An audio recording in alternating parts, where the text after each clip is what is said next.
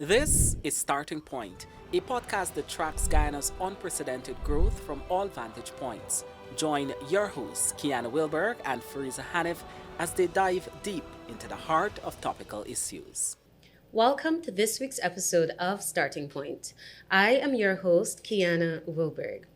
With mere days before the 2025 general and regional elections, we're catching up with the Education Minister, the Honorable Dr. Priya Manickchand, to reflect on some of the achievements within her sector and to also talk about a number of important issues and the way forward for 2025 to 2030. Without further ado, I welcome the Honorable Minister to our podcast. Thank you for being here. Thank you very much for having me.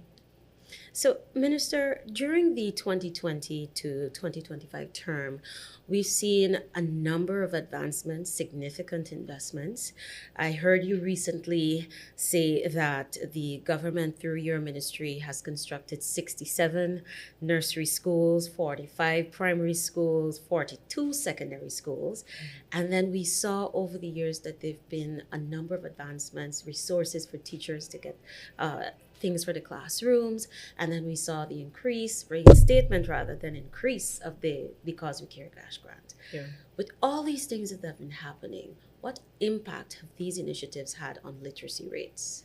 So it's a good question. This has been the 5 years that we can record in the history of this country, and I would be happy to look back at this in 20 years' time, and you'll see that it would remain the not even 5 years, 3 years.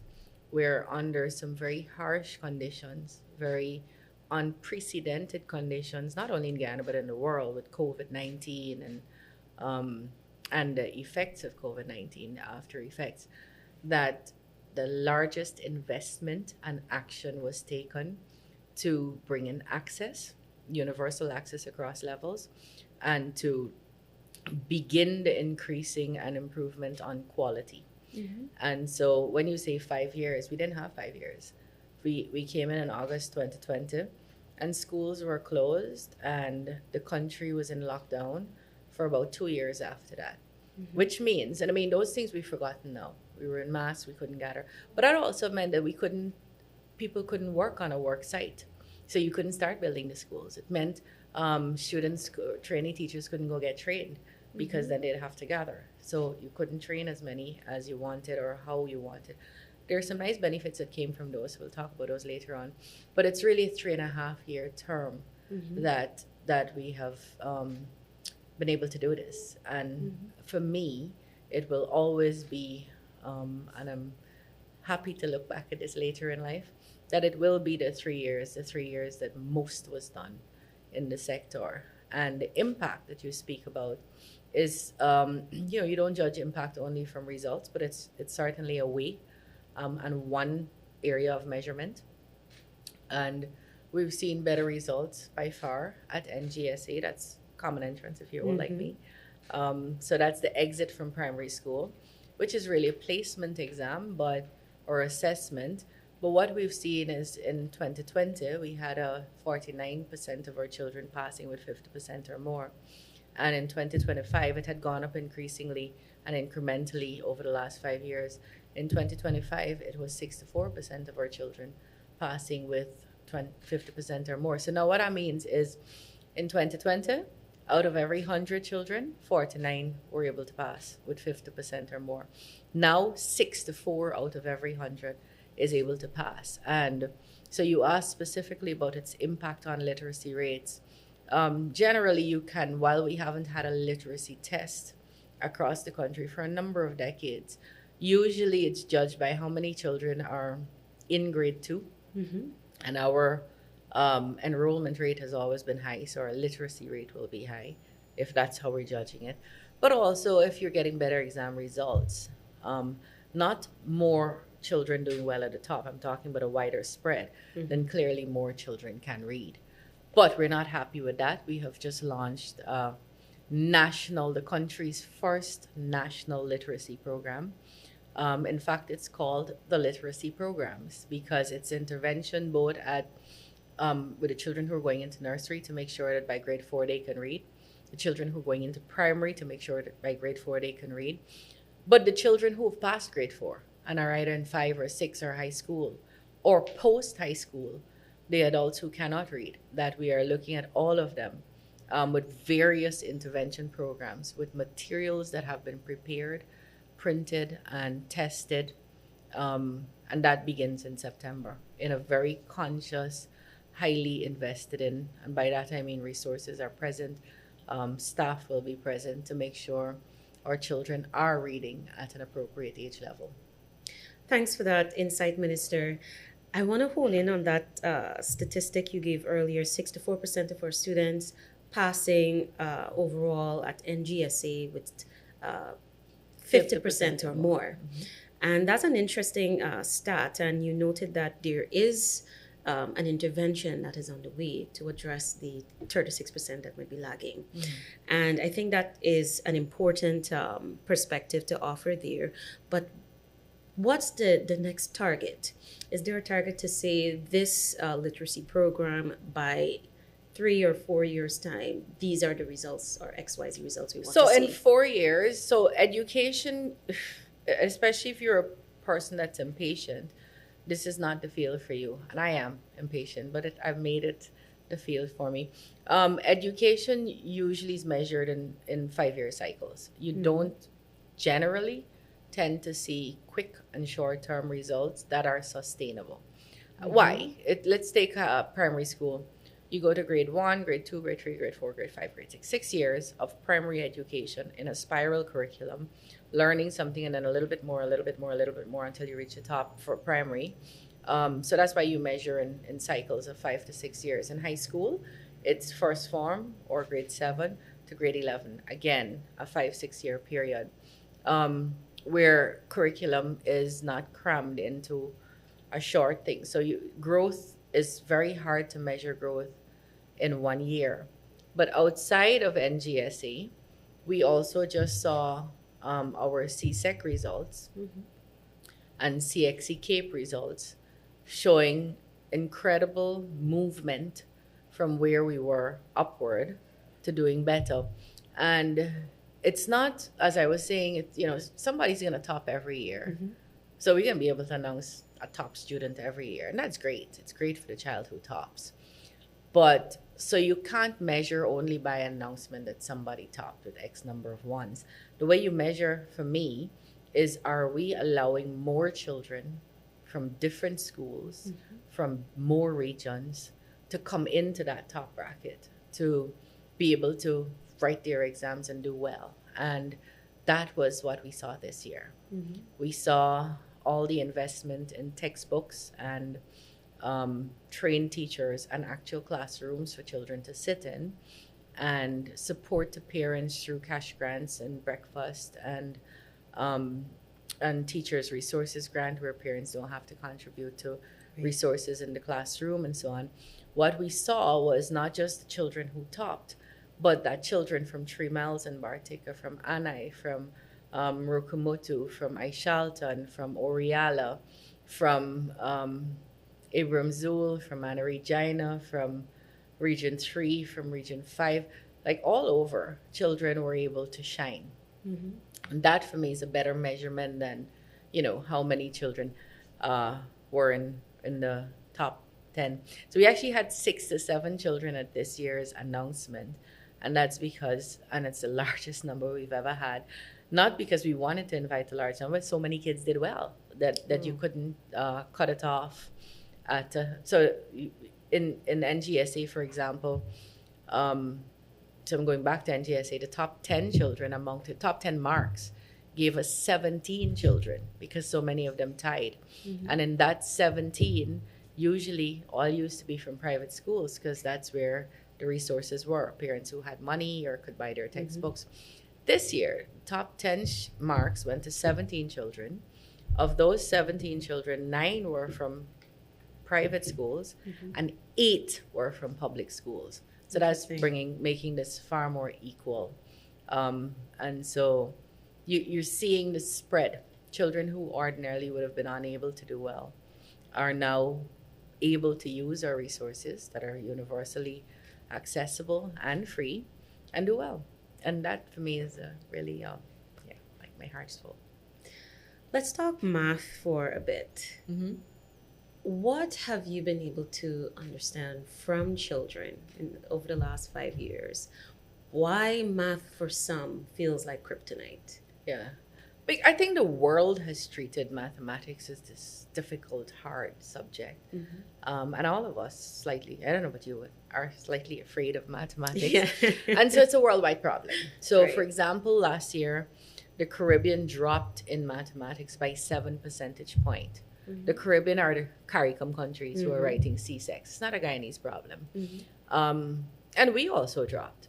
The CXC, which is the Caribbean Examinations Council, the body looking after exit exams and curriculum content at fifth form or grade 11, they are going to start an intervention program, but from September 2026, that's next year. We'll lose 2 sets of children by then. We didn't. We said, no, too long. There are things we can do that are short term that will lead to both short term, medium term, and long term gains. And so what we did, we made sure every child had a scientific calculator from Form 4, which is grade 10, geometry sets, textbooks, past papers organized by topics, and then sent monitors into the schools to make sure teachers are teaching, that they're teaching correctly, and that children are effectively learning. And what we saw a 5% increase in our mathematics results, which means that more than 500 children this year were able to pass mathematics than last year. And Guyana saw that. The rest of the Caribbean didn't necessarily see that. So it works. What is the problem? The problem is it's chicken and egg. We have people who are afraid of mathematics, and then we haven't adjusted our teaching methodologies and even content-wise what we are doing with our children to make sure that it's could allow for some confidence by higher pass marks. But we're on the right track. 5 percentage points in 1 year is almost unheard of. And, there are critics who want to be skeptical and say, oh, okay, this is a CXC exam, not marked here, not set by us, not marked by us, not in any way interfered with by us locally. Same with NGSE, by the way, that's done by CXC. And these are the results. And so you see ordinary children, we saw schools improving their mathematics pass rate by as much as 60-something and 70-something percent, and 13 and 27%. And this is schools across the country, not just, what we consider the top schools or the schools that are visible to us. But I want to talk a little bit about how math is being taught. Yeah. And the reason why I ask this is because there are instances, and I can give you an example. My dad is an educator, and based on the students that he interacts with sometimes, they would tell him, I don't understand, first of all, why the number needs to be next to a letter. What's the purpose of that? Yeah. Some students, they love visualization. They like to understand why they're doing certain things. So the question I have with that is the approach to teaching math, has it changed? So I think, like I said, there's a bit of a psychological block to mathematics generally. It didn't start last year or the year before. We have been, when I wrote mathematics and English in 1992, I think 19% of the population passed English and 13% passed math. Wow. Very low numbers, or the opposite way around. 13 passed English, 19 passed math. So it's always been a problem. Across the world, there's a problem. But children are learning differently now. Some say that's a good thing. So, screens and graphics, very visual. And if you looked at, we have this youngster called Leon Bailey Beaton. Yes. He just got married yesterday, actually. Beating the maths. Beating the math. And so children see him now, and they used to run from him at the beginning, but now they want to engage him. So it's how you approach it. But I don't think it's also, we have to look at the level. Are we teaching beyond? Are we in keeping with the rest of the world what children need to know at this age? And are we crowding children with other subjects that they probably don't need and not looking at more relevant ways and means of teaching mathematics. So we've made some changes. We've said you must have at least 6 to 8 periods of mathematics every week. So it's not just a rush. We've said that it must be taught. Because you asked me something earlier, what have we learned? We've learned that teachers are teaching math at Friday afternoon in the last period. That's almost certainly going to be a wasted period. Children just think again now getting home, it's too hot, Right. all that. We learned that teachers are not finishing the syllabus or teaching effectively. It was a very telling exercise where, a number of teachers were given the paper to write of the previous year. And yeah, it was a very telling exercise. Let me just put it that way. So we learned that. We learned that children aren't turning up. So how do we make sure we engage parents? So we went around this country engaging parents of schools to tell them, look, we have these lessons, we have these extra classes, but your kids aren't coming. Here's the register. How are you helping us at home to do this? We learned that children are far more visual.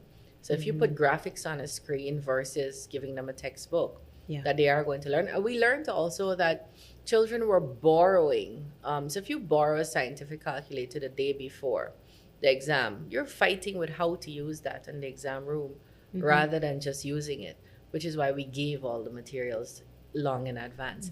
So there are a couple of things we learned. I still think methodology has to change. And constant training and retraining has to happen. And that has to be informed by measurement and evaluation that was sensibly done and not done with a big stick. We come in here to see if you've taught and if you check the boxes.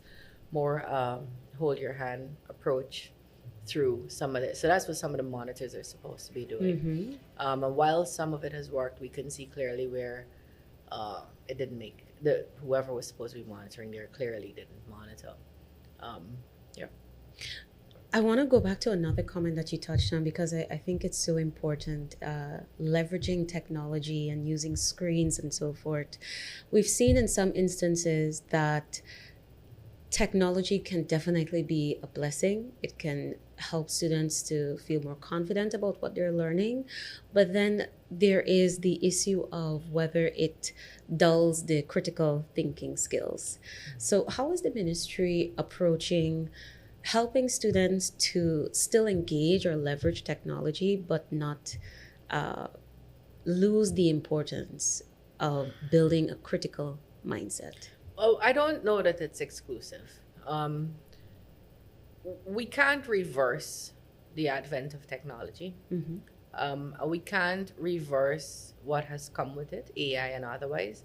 So what we have to do as a world really is to find ways to constructively utilize these tools, because that's what they are. I see them as tools without losing ourselves in them.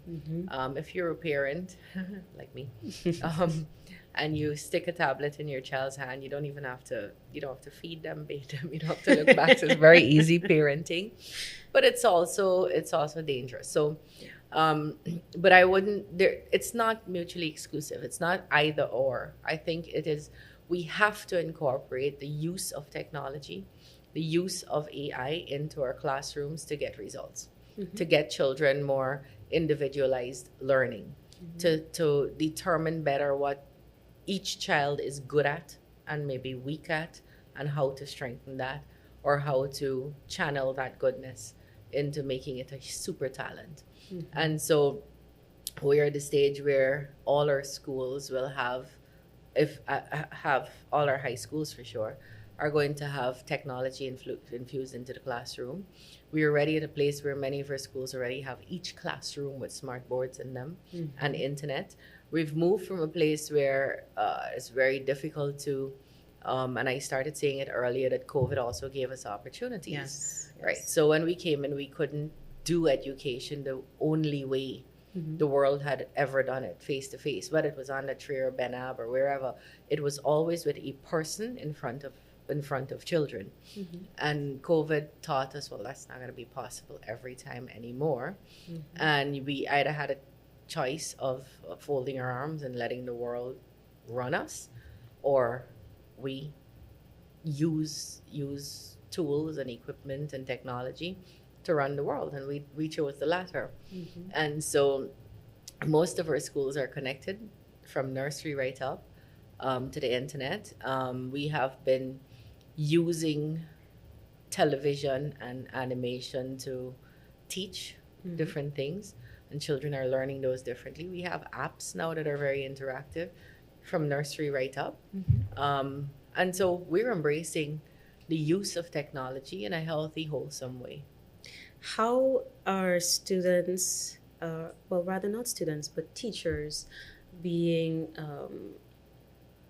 sort of informed or put on guard to look out for pieces that may be done by ChatGPT? So teachers, two things. One, we still have teachers who have to get on board with the use of technology, because we have some older teachers in the system who are very, one, old school, and two, only taught to teach a particular way. So there's still a lot of fundamental things that have to happen in education. So while we speak about digital education and technology infused education, all of that is needed. It is fancy. It's going to be game changers. But you still have a lot of fundamental things that have to happen in education to take us to the place where our investment or our results are proportionate to the investments we're making. So that's always a very conscious, keep your blinkers on, kind of make sure you know you're seeing the results here for all these investments. And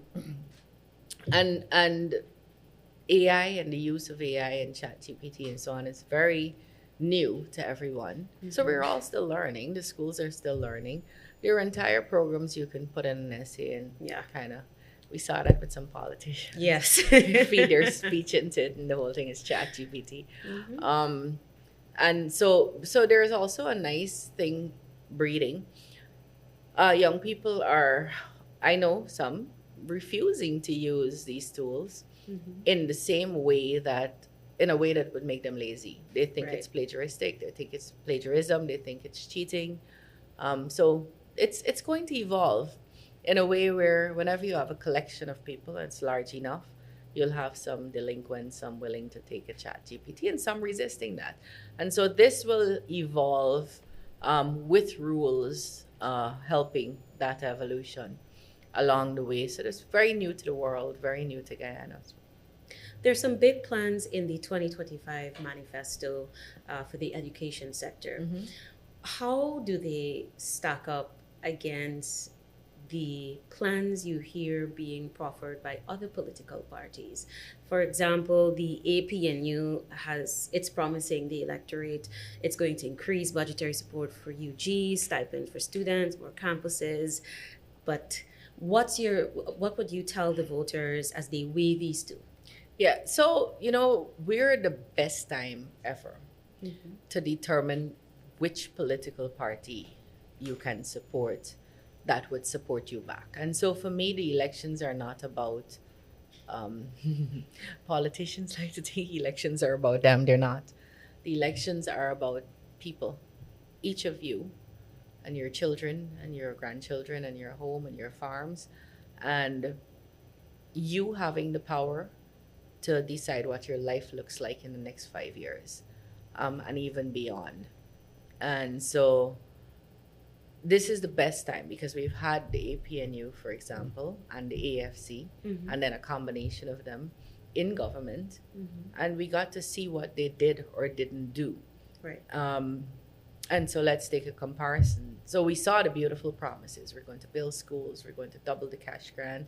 We're going to give everybody breakfast. And it was the 5 Bs: breakfast, boots, buses, boats, and something else. Bicycles. The population knows that the children did not go to school in state-provided buses.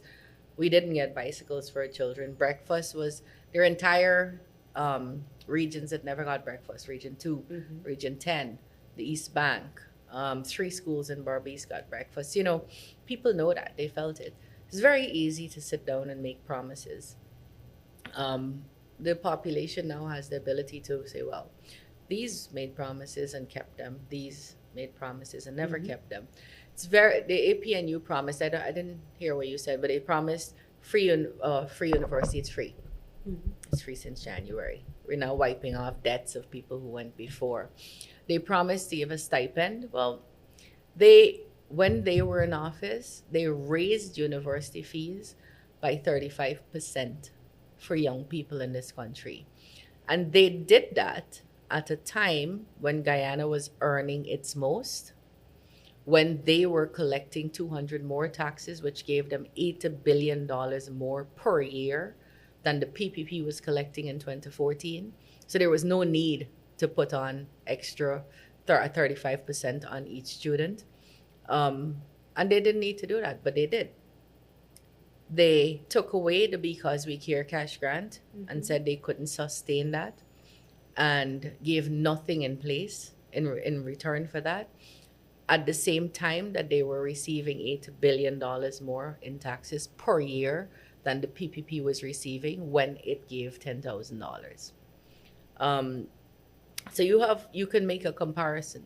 I ask people to go back in time and tell me what is it Nicolette did or Rupert, and this is not getting personal. These are the people who managed. Right. I would expect people to say, well, what did Priya do? And I'm here accounting for what I did, and I'd be happy to give you lists. And I don't need to give you lists because you know what I did. You've been seeing it. But what did these people do? And people would say, who's Nicolette? I kid you not, because they don't know what happened. So for the entire 5-year period, the APNU AFC did not start or finish a single secondary school anywhere in this country. When this country was earning its most, when it was earning, like I said, $80 billion more a year in taxes. Now compare that to 1992 to 2015, when we were at our poorest. We were a heavily indebted poor country. We were paying 94 cents on every dollar in debt. And still, we built secondary schools all over Guyana, and particularly in the hinterland. When we came into office in 92, we had 3 secondary schools in hinterland communities. One at Bartica, one in St. Ignatius, and one at Mabaruma. When we left in 2015, we had built 10 more secondary schools. APNU AFC came in and didn't build a single secondary school in regions 1, 7, 8, and 9. We are now building 22 secondary schools in regions 1, 7, 8, and 9, and another 20 in coastland communities. So there's a big difference in what you can do. It's not about money. I just showed you without a cent, a drop of oil, at our most vulnerable financial economic time, when we were a heavily indebted poor country and so deemed by the world, when we paid 94 cents on every dollar in debt, we were building schools, we were training teachers, we were giving breakfast. So it's not about money. It's about whatever we have, we will reinvest in people. It's a heart to make sure each and every person is getting whatever little or a lot we have. It is about knowing what people's needs are and trying to find ways and prioritizing meeting those needs. And that's what you've seen in the People's Progressive Party Civic and their continuous service over a large number of years. So I love hearing people say, oh, well, you all have oil now. We could have oil and do nothing with it. True. You had $80 billion more than we did, and you did nothing with it. Well, nothing tangible in education. When we first came in, we didn't have textbooks in 2020. But we consciously bought all the grade 6 textbooks first. So by 2021, all the grade 6 children across this country had all the textbooks they need. And from then to now, we've built up every year so that everybody from nursery to secondary have the textbooks they need. We're now moving towards workbooks. So I snapped a picture, I need to post it, where the book distribution unit is distributing right now workbooks. So that was a big thing for parents. Their children would have to, and teachers, would have to copy the work and then work it out. Now we're giving workbooks, so you could work in your own book across levels. So it's growth, and I'm just saying that it's easy to say, oh, you have all money now. But it's not about the money. It's about how you prioritize human capital and making sure that as the high rises go up on the roads and the bridges I see on your wall and the other fancy infrastructural things, how do we make sure people come along with this so that it's our people who are benefiting from this thriving new beautiful Guyana and who are able to lead and take over, and we don't have to import those skills. And that is very important to us, and it is being done through the education sector. In the 2025 manifesto for the PPP, there is mention of rolling out civic education. I want you to touch a little bit on what that would look like and how soon that would be rolled out. So what do we want from our citizens? What kind of citizen would make a wholesome, contributing, competitive citizen? Competitive to the world, I mean. So our citizens will do well at exams, but they'll also know how to be decent human beings, not beat up their wives or husbands. Women rarely beat up husbands, but not cheat, not only in relationships, but on AI and what is the wholesome, productive citizen we're looking for, and how do we make sure our curriculum takes us there? That would be the build out we have to do. Some of it has already been done in social studies, but like I said, I relook at whether we're crowding everything into a curriculum because that's what we're accustomed to. So when I was at school and you were at school, they taught us all the Commonwealth countries and their capitals and income and import and export and currency and who was the head. And you don't need to do that anymore because we could just Google this on our phone and we find it. So you can drop some things that you don't need to teach and regurgitate and look at how we build out that wholesome citizen. So that's the idea of the party. It doesn't take long to do. Consultation, of course, with our stakeholders, parents, religious bodies, civil society, members, education, educators, the education society, education fraternity, parents and children, because we believe in hearing children too. You touched on how civic education can be used as this gateway to retraining our boys and girls in building healthier relationships.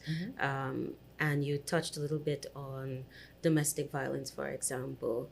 I wanted you to just give us a little bit more color on the importance of that, because in our society, we often hear that boys and girls, but mostly for boys, they are not allowed to express their emotions. They're told to suppress it.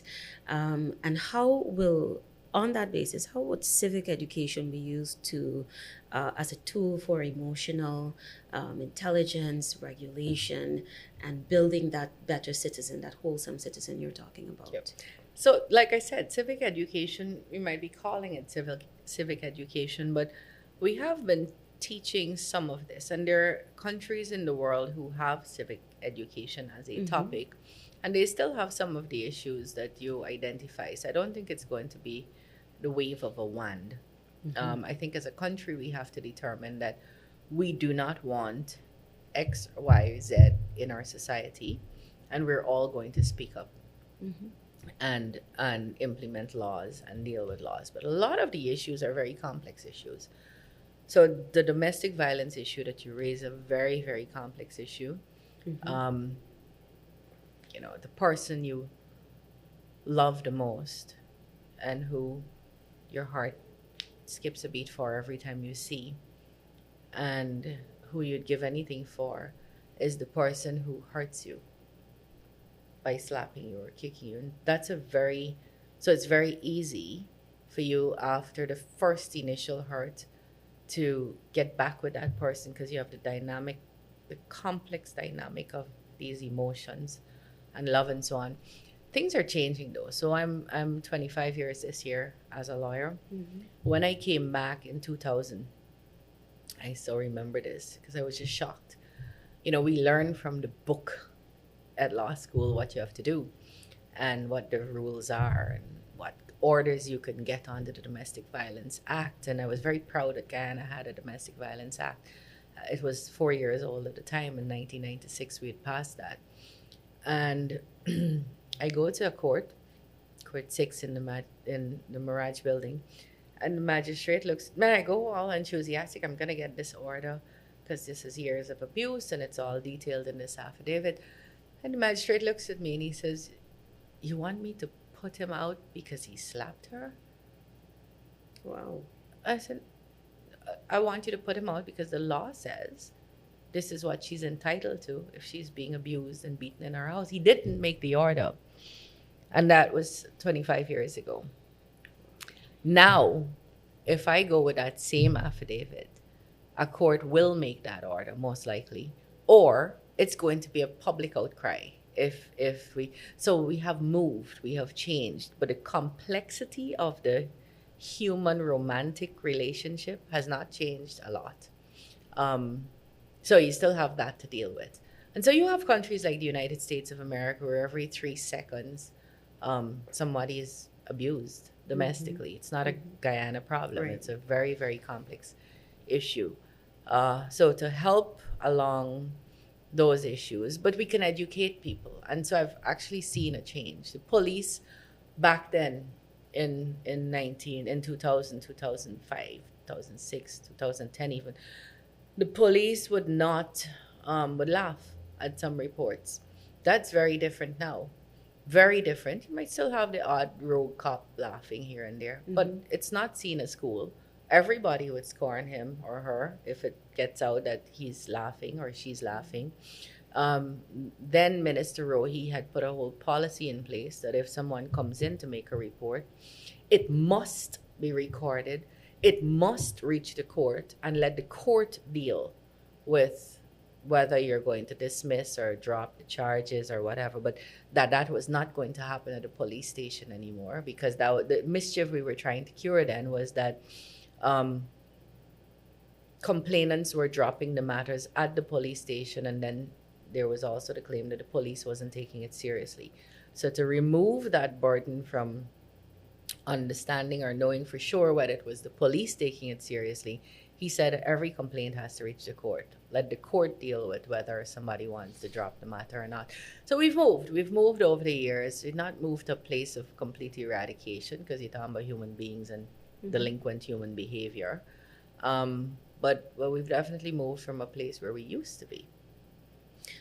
On the domestic violence issue as well, I've seen a few videos with yourself where you spoke about some of the cases that you've handled over the years, challenges with the court system. And one of the things that you've spoken about, which many citizens agree with, is the disparity in how bail is handed down in some of these assault cases.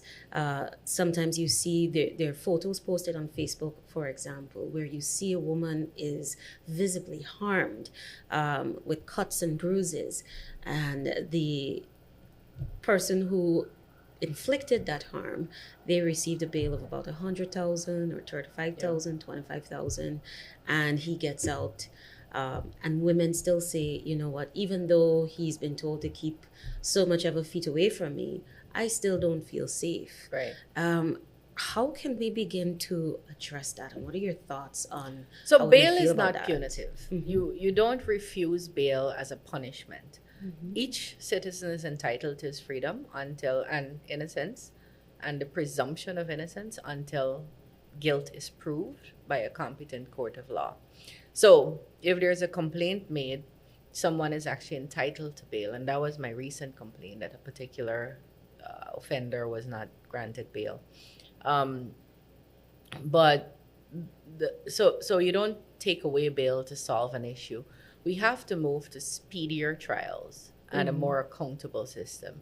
So no magistrate should feel comfortable, because it's usually in the magistrate's courts that these matters are dealt with, should feel comfortable adjourning a matter repeatedly, because every time you do that, you make a woman unsafe. Deal with this matter, deal with it expeditiously, and make orders that you're allowed to make without hesitating. The learning on this issue, I mean, these things are so old now that it irritates me when I see people not being cognizant of them. Nobody runs to a court or a police after the first slap, you know. The learning is you're abused for about 35 times before you make a first official complaint. And if we get courts to start understanding that, then you don't adjourn matters as we go along. We have a new developing thing now with using media to hurt women by exposing nude pictures either given Yes. to you or acquired by you, even if it wasn't given to you when a relationship ends. And I've seen courts dragging their feet on how quickly that should be addressed. You shouldn't drag your feet on that. And so the society has to develop an intolerance for that, so that any system, magistrate, police, the justice system in any way kind of slows down on this, that the nation runs you out of town, and that there's no tolerance from any of us that allows for that kind of sloth, which in turn allows offenders to repeat, or people looking on to feel comfortable doing this. Why don't we walk around killing people? Because we don't want to be in jail. We don't want to be sentenced to death. We don't want to invoke the ire and scorn of our fellow citizens. And so the system has to be accountable and has to present itself in a way that deters people who might want to offend, or be a repeat offender, or people who are looking on and growing up. I don't want to go to jail. I don't want to be scorned. I don't want to have a court impose a sentence on me, so I will not do X or Y or Z. So the system has to be more accountable. My last topic that I want to discuss with you, women in parliament. You are regarded as one of the most formidable female politicians in parliament, providing some really articulate arguments over the years. And we see a number of fresh faces on the campaign trail.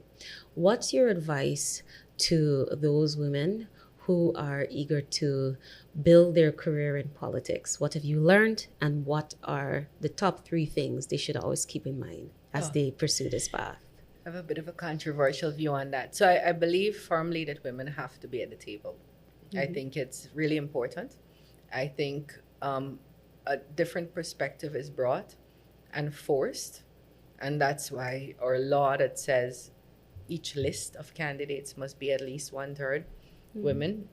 And for the most part, although we haven't gone past the list having 1/3, most political parties have been extracting at least 1/3 into parliament.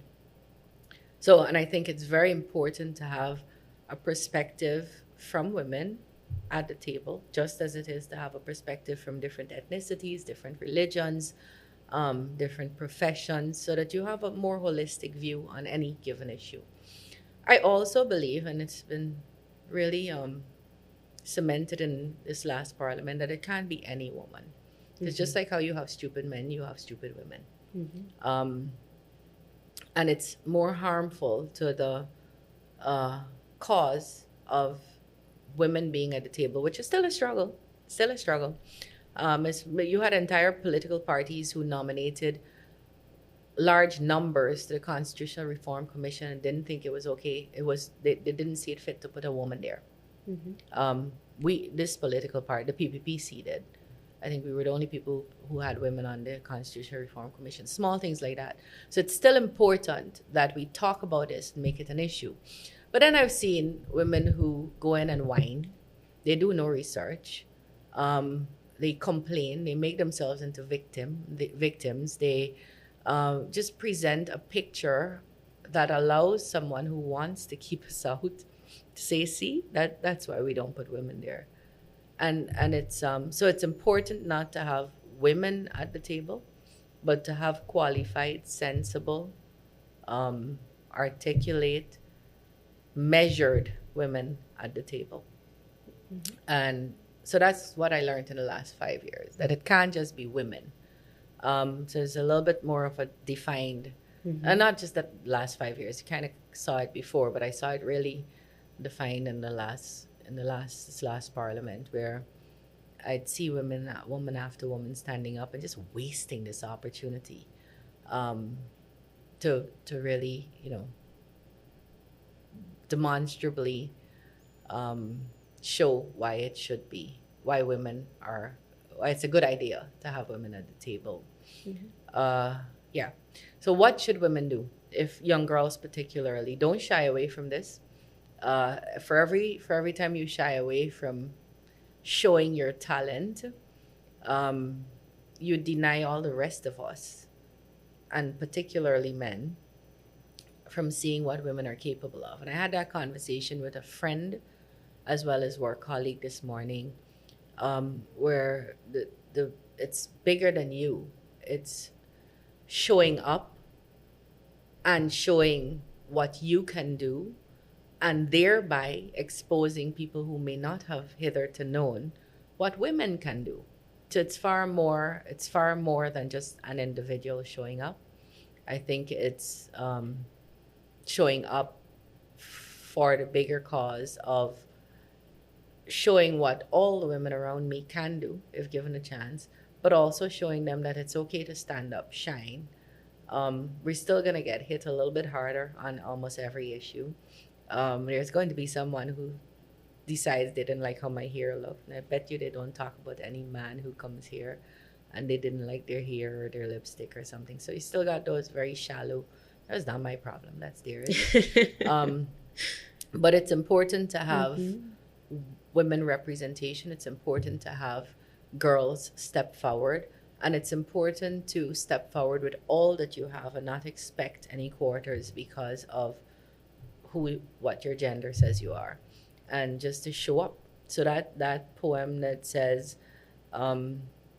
shine as brightly as you can because you're not doing anybody any favors if you hide your light under a bushel.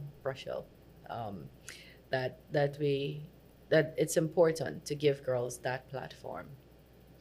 Minister Manickchand, as we close, you have spent many years in your portfolio. What are you most proud of?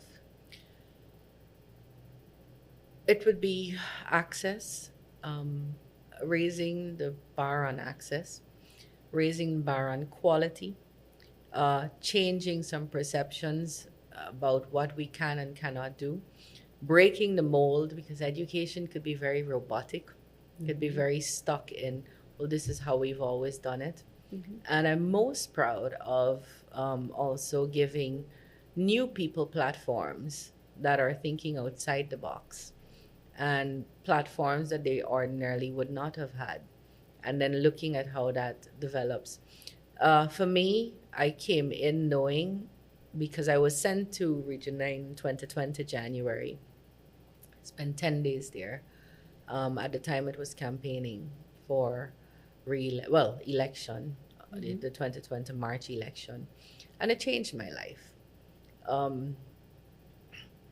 That's where I saw that if government fails, for places like a hinterland community, it's not just a lack of service, it's their entire life that collapses.